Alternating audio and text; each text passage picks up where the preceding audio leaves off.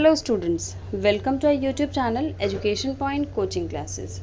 Students, today we are going to do worksheet number 35. It is of subject English class 9th and dated 30th September 2021. And students, for the name of the student and name of the class teacher, the space is provided to you. You will fill these two columns yourself. So let's see what's there in the worksheet today. बच्चों, जो आज आपके पास worksheet आई है वो है writing practice and it is based on story writing. आपने पहले भी 1, 2 या 3 वर्कशीट्स ऐसी की हैं जिसमें आपको स्टोरी राइटिंग के बारे में आपने समझा था. तो इस वर्कशीट में भी हम उसी के आगे कंटिन्यू करेंगे कि हमें स्टोरी किस तरह से लिखनी चाहिए. ठीक है, तो चलिए देखते हैं वर्कशीट में. Dear students, in this worksheet we will revise how we write stories. हम इस वर्कशीट में देखेंगे कि किस तरह से हमें स्टोरीज़ लिखनी चाहिए. ठीक है बच्चों, जब हमने लास्ट वर्कशीट में भी यही बात की थी, जब हम स्टोरीज़ लिखते हैं तो स्टोरी का एक सीक्वेंस होना चाहिए कि आपके मन में जो भी आए सेंटेंस आप वो नहीं लिखते, वो स्टोरी नहीं कहलाती है. आप प्रॉपर सीक्वेंस लिखेंगे कि सबसे पहले उसकी कैरेक्टर क्या हैं, सेटिंग्स क्या हैं, क्या प्रॉब्लम है, क्या इसका सोल्यूशन है. तो प्रॉपर एक 1 बाय 1 उसकी जो कंपोनेंट्स को लिखते हैं, उसके बाद हम स्टोरी को डेवलप करते हैं. ठीक है, या फिर हमारे को कोई स्टोरी गिवन हो क्लूज़ के बेस पे, हमें कुछ क्लूज़ गिवन हो और हमें उनको हिंट्स को यूज़ करके डेवलप करना है, हम ऐसे भी स्टोरी डेवलप कर सकते हैं. या फिर अगर आपको कोई स्टोरी गिवन है, आपको उसकी सेटिंग चेंज करनी है, आप उस स्टोरी की सेटिंग भी चेंज कर सकते हो. तो इस वर्कशीट में हम देखते हैं सबसे पहले हमारे को जो गिवन है वो क्या है. A story usually has 4 components, please name them. हमने 4 कंपोनेंट्स बात की थी. हमने कौन कौन से बात की थी? कैरेक्टर्स. ठीक है, देन उसकी सेटिंग, देन प्रॉब्लम या फिर इशू, देन उसके बाद उसका सॉल्यूशन. ये 4 हमने कंपोनेंट्स की बात की थी. ठीक है, यहाँ पर आपको 5 गिवन है, तो आप 5th में आप कुछ मॉरल देना चाहें स्टोरी का तो आप मॉरल दे सकते हैं, और स्टोरी का टाइटल देना चाहें तो आप वो भी दे सकते हैं. तो मेन हमारे ये जो 4 कंपोनेंट्स हैं, ये किसी भी स्टोरी को डेवलप करने के लिए बहुत ज़्यादा इम्पोर्टेंट होते हैं. चलिए आगे देखते हैं क्या है. We practised writing different stories. One was about fairies, one was about a girl and a monkey, one was about a picnic, one was based on visual input, one was funny story about Akbar and Birbal. तो आपने बहुत सारी stories practice की हैं. हमने पढ़ी भी थी गर्ल मंकी के बारे में, पिकनिक के बारे में, विजुअल इनपुट यानी कि आपको एक पिक्चर गिवन थी, उसको आपने डेवलप करना था. तो ऐसी आपको स्टोरीज आपने बहुत सारी पढ़ ली हैं, आपने डेवलप की हैं, और अब आपको उसके बेस पे आपको कुछ क्वेश्चंस दिए हैं. देखिए आप क्या उसको कैसे उसको समझेंगे, अंडरस्टैंड करेंगे. Given below are the statements with 2 choices. Circle the one which you focus more and so that you may try to focus on the other elements. जब आप स्टोरी डेवलप करते हैं तो स्टोरी डेवलप करते वक्त कई points पर focus करते हैं और कई पॉइंट्स को आप बिल्कुल इग्नोर कर देते हैं. तो यहाँ पर आपको कुछ क्वेश्चंस पूछेंगे और फिर आपको देखना है कि आप किस पॉइंट ऑफ व्यू में वीक हैं, आपको वो जो पॉइंट है उसको कैसे डेवलप करना है. ठीक है, चलिए first point, I like to write stories based on visual input या फिर राइटिंग प्रॉम्प्ट्स या फिर हेल्प बॉक्स. जब आप स्टोरीज लिखते हैं तो आपको कैसी स्टोरीज लिखना पसंद है? या तो आपको कोई पिक्चर गिवन है, आपको उसको पिक्चर को देखकर स्टोरी लिखना पसंद है, या फिर आपको हेल्प बॉक्स गिवन है, आप हेल्प बॉक्स देखकर वर्ड्स यूज़ करके आप स्टोरीज डेवलप करते हैं. ठीक है, तो आपके ऊपर डिपेंड करता है कि आप स्टोरी को कैसे लिखते हैं. अगर मेरी अपनी बात की जाए तो मुझे विजुअल इनपुट वाली स्टोरीज लिखना अच्छा लगता है कि आपको एक सीनरी है, आपको उसके बेस पर अपने मन से कुछ भी लिखना है, तो that is easy for me. ठीक है, तो इसका मतलब ये नहीं है कि मैं रिटन प्रॉम्प्ट्स या फिर हेल्प बॉक्स को भूल जाऊंगी. मुझे अगर मैं फोकस इस पर करती हूँ तो नेक्स्ट टाइम या फिर आगे कोशिश ऐसा करना चाहिए कि मैं हेल्प बॉक्स से भी कर सकूँ. ठीक है, तो यानी कि कहने का मतलब है कि आपको दोनों ही ऑप्शंस आने चाहिए, चाहे वो विजुअल इनपुट हो चाहे वो रिटन प्रॉम्प्ट्स हो. Okay, second point, I like to write funny stories, adventurous stories, stories about fairies, gods, stories about daily life and animal stories. तो आपको कैसी स्टोरीज लिखना पसंद है? अगर कि फ़नी स्टोरीज लिखना चाहते हैं आप, एडवेंचरस या फिर फेरीज़ के बारे में, गॉड्स के बारे में, डेली लाइफ के बारे में, या एनिमल स्टोरीज़. तो मेरा जो ओपिनियन है, मुझे डेली लाइफ से जो मैं अपने आसपास रिलेट कर पाती हूँ, तो मैं वो स्टोरीज़ लिखना ज़्यादा पसंद करती हूँ. ठीक है, the most important element of the story for me, मेरे लिए सबसे इम्पॉर्टेंट एलिमेंट स्टोरी में सबसे मेन थिंग क्या मैटर करती है? कैरेक्टर मैटर करती है, सेटिंग मैटर करती है, प्रॉब्लम मैटर करती है, या सोल्यूशन मैटर करती है? तो जब मैं लिखती हूँ तो सबसे पहले मेरे लिए कि प्रॉब्लम, ठीक है, उस स्टोरी की प्रॉब्लम क्या है। अगर मुझे पता है मेरी स्टोरी की प्रॉब्लम ये है, इशू ये है, तो उससे मैं सोल्यूशन भी क्रिएट कर सकती हूँ, और मुझे पता है कि अगर ये प्रॉब्लम है तो उसके हिसाब से मैं सेटिंग और कैरेक्टर्स को, कौन कौन से कैरेक्टर्स को किस हिसाब से मैं एडजस्ट करूँगी। तो मेरे लिए मेन एलिमेंट क्या है? प्रॉब्लम। लेकिन आपके लिए कुछ और भी हो सकता है, कैरेक्टर भी हो सकता है, सेटिंग भी हो सकता है। अगर मैं प्रॉब्लम पे फोकस करती हूँ तो हो सकता है कि सामने वाला पर्सन दूसरे किसी ऑप्शन पे फोकस करता हो। तो यानी कि सभी ऑप्शंस पे आपको इक्वली इम्पोर्टेंस देनी है, ठीक है। चलिए, fourth point, when writing about the character I focus on character's appearance, tone, attitude, point of view। तो जब अब मैं कैरेक्टर लिख रही हूँ, यहाँ पर मैंने कैरेक्टर की बात की, यहाँ पर सेटिंग की बात की, प्रॉब्लम सोल्यूशन, लेकिन अगर मैं कैरेक्टर को डिस्क्राइब कर रही हूँ तो मैं उस कैरेक्टर के बारे में क्या डिस्क्राइब करना सबसे पहले पसंद करूँगी? कैरेक्टर की अपीयरेंस, टोन, एटीट्यूड, या फिर पॉइंट ऑफ व्यू। तो मैं उस कैरेक्टर की जो है एटीट्यूड को प्रेजेंट करना ज़्यादा पसंद करूँगी कि वो अगर वो बोल रहा है तो किस एटीट्यूड में बोल रहा है। क्या वो शाय है, क्या वो एरोगेंट है, वो कैसा एटीट्यूड है उस पर्सन का, वो कैरेक्टर की टोन क्या है उसकी, ठीक है, वो एटीट्यूड में है, कैसा एटीट्यूड है, वो सब मैं पहले बताना चाहूँगी। व्हेन डिस्क्राइबिंग द सेटिंग, अगर मैं सेटिंग डिस्क्राइब कर रही हूँ तो सबसे पहले मैं किस पे फोकस करूँगी?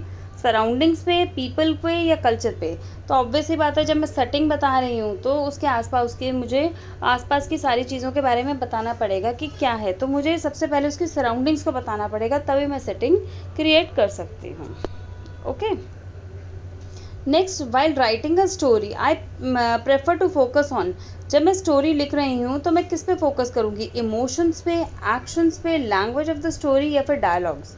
तो बच्चों, जो अगर मैं लिखना चाह रही हूँ तो मैं इमोशंस पे ध्यान रखूँगी कि स्टोरी में किस तरह से इमोशंस मुझे क्रिएट करने हैं।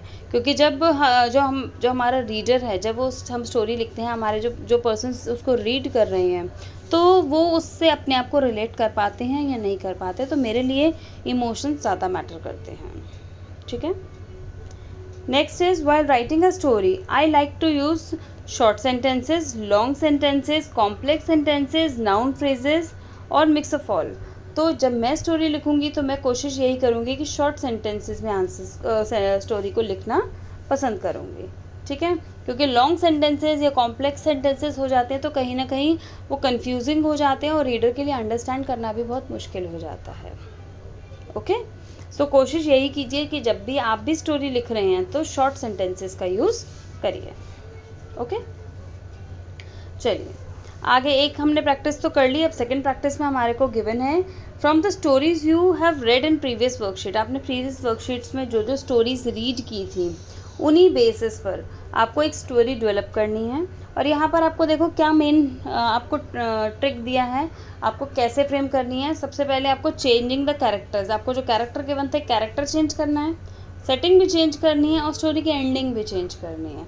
तो आपने जो पिछली स्टोरीज जो भी स्टोरीज की हैं, मैं आपको यहाँ पर एक स्टोरी को चेंज करके बताऊंगी, लेकिन अगर आपने और किसी स्टोरी को भी चेंज करना है या आप कर सकते हैं इजीली, तो आप उसको भी चेंज कर सकते हैं, ठीक है। चलिए, मैंने जो स्टोरी ली है, सबसे पहले मैं देख लेती हूँ जो फर्स्ट एक्सरसाइज के जो ऊपर आपको ब्लैंक्स गिवन थे, ये 4 कंपोनेंट्स है, character, setting, problem and solution. Okay, तो जो सेकंड एक्सरसाइज है प्रैक्टिस एक्सरसाइज, उसमें जो मैंने कैरेक्टर्स लिए हैं वो है श्याम एंड फ्रेंड्स। सेटिंग हमने पिछली एक्सरसाइज में पिछली वर्कशीट में किया था कि श्याम और फ्रेंड्स थे, उनको वो पिकनिक के लिए गए थे, उनका एक फ्रेंड मिसिंग था, तो कुछ ऐसे हिंट्स आई थी जिनको आपने डेवलप किया था। तो मैंने कैरेक्टर्स वही लिए हैं, श्याम एंड फ्रेंड्स। सेटिंग यहाँ पर मेरी पिकनिक सीन स्पॉट नहीं है, यहाँ पर सेटिंग मेरी स्कूल है। प्रॉब्लम क्या है, उनका जो एक फ्रेंड है मोहन, जो कि बहुत ही एरोगेंट है और हमेशा सबको टीज करता है। और सोल्यूशन क्या है, जो श्याम है वो उसको एक लेसन टीच करता है कि ताकि आगे से वो किसी को भी टीज ना करे, ठीक है। तो बहुत ही इंटरेस्टिंग स्टोरी है। तो पढ़ते हैं आगे स्टोरी मैंने क्या लिखी है।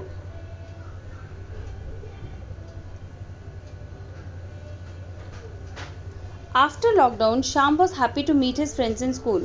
लॉकडाउन के बाद शाम जो है वो बहुत ही हैप्पी था, अपने स्कूल में जाकर सबसे मिला, बहुत ही उसको अच्छा लगा कि इतने टाइम बाद वो स्कूल गया है, सबके साथ उसने बहुत ही अच्छी तरह इंटरेक्ट किया। When he came to school, he was surprised to see that the behavior of many students have changed. अब 1-1.5 साल या 2 साल हो चुके हैं सबको घर बैठे हुए, तो 2 years में सभी के बिहेवियर चेंज हो जाते हैं। हो सकता है कि जो मेरा बेस्ट फ्रेंड हो वो 2 साल के बाद उसका बिहेवियर चेंज हो गया हो और वो मुझसे उस तरह से बात ना करे जिस तरह से वो 2 साल पहले किया करता था। तो सेम यहाँ पर शाम के साथ भी ऐसे हुआ, काफ़ी चेंजेस आए स्कूल में, बच्चों के बिहेवियर में चेंजेस आए and he noticed a lot of change in his best friend Mohan. उसका जो बेस्ट फ्रेंड है मोहन, उसमें भी बहुत सारे चेंजेस नज़र आए। He developed a habit of teasing everyone. उसने कैसी हैबिट डेवलप कर ली थी? सबको टीज करने की, टॉन्ट करने की। ही थॉट ऑफ अ प्लान। अब जो शाम उसका बेस्ट फ्रेंड है उसने कहा कि मुझे इसको एक लेसन टीच करना चाहिए ताकि वो आगे से किसी के साथ भी ऐसा न कर सके। He brought an interesting box to school. तो शाम ने उसको टीज करने के लिए, क्योंकि जब एक पर्सन सबको टीज करता है, जब तक उस पर्सन के साथ भी ऐसा ही बिहेवियर ना किया जाए तो उसको समझ में नहीं आती। तो उसको थोड़ा सा उसी के वे में उसको समझाने के लिए उसने उसके ऊपर ही मॉक करने के लिए, शाम पर ही मॉक करने के लिए उसके लिए एक प्लान बनाया। वो एक बॉक्स लेकर आया स्कूल में। He behaved as if it contain valuable things. और उस बॉक्स को उसने इस तरह से प्रेजेंट किया कि उसके अंदर बहुत ज़्यादा वैल्यूएबल थिंग्स हैं। He always clutched the box to his chest and wants everyone not to mess with his box. और हमेशा उसको बॉक्स को अपने चेस्ट के साथ लगा कर रखता था और कोई भी सामने से अगर पूछता था तो उसको मना कर देता था और हमेशा कहता था don't miss with the box, कि कुछ मेरे बॉक्स को छेड़ने की ज़रूरत नहीं है। Everybody was keen to know what were the contents of the box. और ऑब्वियसली बात है, जब कोई चीज़ आपसे हाइड की जाए तो आप देखने में बहुत ज़्यादा इंटरेस्टेड होते हैं, क्यूरियस होते हैं कि उस बॉक्स में क्या है। तो ऐसा ही हुआ, स्कूल में सभी बच्चे इंटरेस्टेड थे उस बॉक्स में देखने के लिए कि क्या है उस बॉक्स में। Mohan too came to know about the secretive box. अब मोहन को भी पता चला कि एक सीक्रेटिव बॉक्स उसका फ्रेंड लेकर आया, लेकिन उसने मुझे अभी तक बताया नहीं है उसमें क्या है। ही बिकेम क्यूरियस एंड आज शाम, यहाँ पर क्यूरियस के बाद एंड लिख लेंगे, एंड लिखा नहीं है, क्यूरियस एंड आज Shyam about the contents but he refuse. तो वो शाम के पास गया और उसे पूछा, डायरेक्ट ही पूछा कि इस बॉक्स में क्या है, लेकिन शाम ने मना कर दिया। The mystery continued for many days. और यही मिस्ट्री काफ़ी दिनों तक बनी रही। Now Mohan was almost crazy to know. अब मोहन तो एक तरह से क्रेजी हो चुका था कि मुझे अब तो जानना ही है कि इस बॉक्स में क्या है, कि शाम जो इतने टाइम बाद आया है स्कूल तो क्या है इस बॉक्स में, क्या लेकर आया है। Next day during recess Shyam had to go to principal's office for some work. और नेक्स्ट डे जब रिसेस पीरियड था, रिसेस टाइम था, तो शाम को प्रिंसिपल ने किसी काम से बुलाया था। Now Mohan was meanwhile Mohan tried to steal और the box but amazed to see that there was a lock upon it. अब मोहन को मौका मिल गया कि वो उसके बॉक्स को चुरा ले और उसमें देखे कि क्या है। So he broke the but amazed to see that there was a lock upon it. लेकिन जैसे ही उसने उसको बॉक्स को उठाया, देखा उस पर ताला लगा हुआ है, तो उसको और भी ज़्यादा गुस्सा आया कि एक तो मुझे इतने दिन से मौका नहीं मिल पा रहा था बॉक्स को उठाने का, आज मुझे मौका मिला है तो इसमें लॉक लगा हुआ है, तो what should I do now. So he broke the lock and open the box. तो इसलिए उसने क्या किया, लॉक को तोड़ दिया और बॉक्स को खोला। On opening the box he was shocked. और जब बॉक्स को खोला तो वो बहुत ज़्यादा शॉक्ड रह गया। It contained a letter in which it was written. तो उस बॉक्स के अंदर सिर्फ एक लेटर था, एक पेपर था, उसमें कुछ वर्ड्स लिखे हुए थे। वो वर्ड्स किसके लिए लिखे गए थे, वो मोहन के लिए लिखे गए थे। तो क्या लिखा था, it might seems happy to mock at others but it is worst when somebody mocks at you. कि आपको अच्छा लगता होगा कि आप किसी के ऊपर मजाक बनाते हैं, तो आपको अच्छा लगता है, आप उसको एंजॉय करते हैं, लेकिन आपको उतना ही बुरा लगता है जब आपके ऊपर कोई मॉक करता है या आपका कोई मजाक बनाता है। तो जैसे ही ये लेटर पढ़ा तो आसपास जितने बच्चे थे वो सब हंसने लग गए। Everybody was laughing at him. Mohan realise that his mistake and took an oath that he will never mock at anyone. तो इस इंसिडेंट के बाद मोहन ने ये डिसाइड किया कि मैं आगे से किसी को भी टीज नहीं करूँगा, किसी का भी मजाक नहीं बनाऊँगा, मॉक नहीं करूँगा। And from that day onwards he change his behaviour and became friends with everyone. तो उस दिन के बाद उसने अपना बिहेवियर चेंज किया और सबके साथ अच्छा फ्रेंड बन गया। ठीक है, सो आपने देखा होगा स्टोरी में, देखिए हमने क्या क्या लिखा। हमने इस स्टोरी में कैरेक्टर्स लिख लिए कि श्याम और उसके फ्रेंड्स थे, ठीक है। तो सेटिंग हमारी स्कूल में कंपाउंड में हो रहा है, रिसेस पीरियड में सब चीज़ें हो रही हैं, ठीक है। प्रॉब्लम क्या थी, मोहन जो बॉय है वो सबको टीज़ करता था। यहाँ पर ये भी बता दिया कि वो किस तरह से टीज़ करता था, लोगों को मॉक करता था, कुछ भी उनको कभी भी बोल दिया करता था। और प्रॉब्लम श्याम ने कैसे सॉल्व की इस प्रॉब्लम को, उसका मजाक, जब लोगों ने उसका मजाक उड़ाया तो उसको बहुत ही बुरा लगा, और जब उसको खुद को बुरा लगा तो उसको एक लेसन मिला, एक मॉरल मिला कि मुझे किसी के साथ ऐसा नहीं करना चाहिए। जब हम चाहते हैं कि वो चीज़ हमारे साथ ना हो तो हमें वो चीज़ सामने वालों के साथ भी नहीं करनी चाहिए, हमें सामने वालों के साथ भी अच्छा बिहेवियर करना चाहिए, ठीक है। और अगर हम सामने वाले के साथ अच्छा बिहेवियर शो करेंगे तो अल्टीमेटली हमें भी अच्छा ही रिस्पॉन्स मिलेगा। ओके, सो आई होप आपको ये स्टोरी पसंद आई होगी, और आपको जो सारे पॉइंट्स हैं किस तरह से हमें स्टोरी लिखनी चाहिए आपको समझ में आ गए होंगे। I hope everything is clear now. अगर फिर भी आपको कोई डाउट है तो कमेंट सेक्शन में ज़रूर लिखकर बताइए, और वीडियो को लाइक, शेयर एंड सब्सक्राइब ज़रूर करिए। तो चलिए बच्चों, मिलते हैं नेक्स्ट वीडियो में। Till then, bye bye students.